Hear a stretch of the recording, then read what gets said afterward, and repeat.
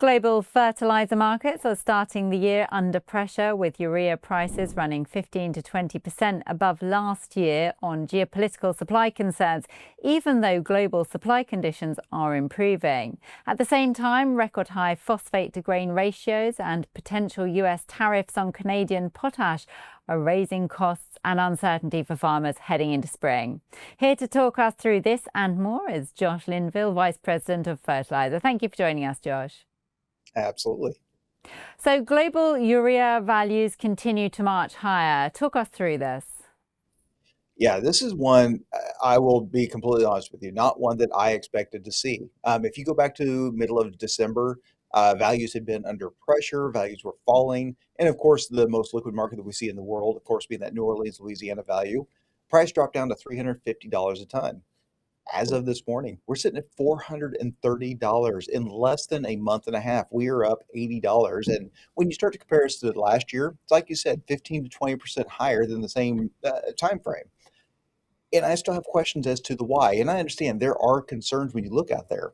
Iran is basically one of the leading ones right now, as far as one that we didn't have in the slide deck, expecting to see problems. But you have the domestic uprising. You have outer parties starting to look at trying to participate in these uprisings.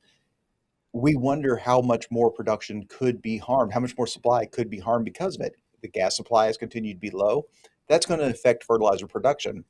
And a lot of people sit there and say, well, Iran doesn't matter. I don't buy from them. It does matter. You need to pay attention to them. They're the third largest urea exporter in the world as of 2024 data. So whether you buy directly or not, they absolutely matter to the S&D for the globe.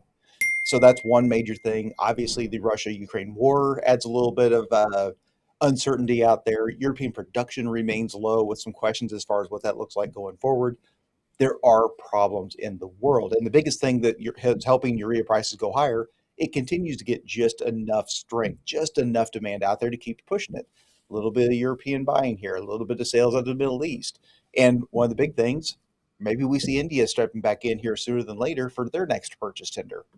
However, the thing that we continue to struggle with is it just feels better supply than it was last year, same time 2 years ago. When you look at the global manufacturers, all these sales that they're making, they're still making it for February. These guys are not sold out 2, 3 months in advance like they normally are the last few years for this time. You look at Russia, their exports continue to be huge. There's actually reports that if the shipments to the export facilities were correct, they're going to breach 10 million ton 2025. China, 2024, they only exported 262,000. 2025, they almost hit 5 million tons. And then you look at the rest of the world, everything is calmed down. Everything seems to be producing quite well. So we have some questions as far as why this thing is as high priced as it is. And listen, that manufacturer is always going to try and push it higher. And if the trading distribution system is going to go along with it, prices are higher. I'm getting a little nervous as far as what prices are going to do here in the coming weeks, maybe next month or two. And also, phosphate values versus grain values are setting record highs. What's the story behind this? What's happening? Yeah, now obviously I'm a corn guy. This is the biggest comparison that I typically make. But when we look at the price of phosphate and you look at the price of corn today, which it took a pretty big hit again last week, we are starting 2026 with the highest ratios for this time of year. Now, let's be clear, we have had higher. In fact, we just had higher back in August, September of 2025. But to start the calendar year where we are today, we have literally never started as high as we are. And farmers around the world, it doesn't matter what crop that you grow. You're looking at the phosphate price and you're looking at your grain price and you're saying, this doesn't work out. This does not make sense. I'm paying far too much for fertilizer to raise a crop that I'm not making nearly enough for. And that's why we look at this comparison. Unfortunately, when you start looking around the world of phosphate, we still don't expect to see China as far as a massive exporter, much of any of an exporter, until at least August of 2026. It's really hard to see why the market should see prices fall at that time. Until China comes back, it's going to be very hard to lower those price ideas. So unfortunately, I think this is just something that's going to be kind of quote unquote normal for the 2026 calendar year. Now, turning our attention to Trump, who has been very much front and central for many markets at the start of this year. But US potash markets are watching Trump threats closely. What's happening here?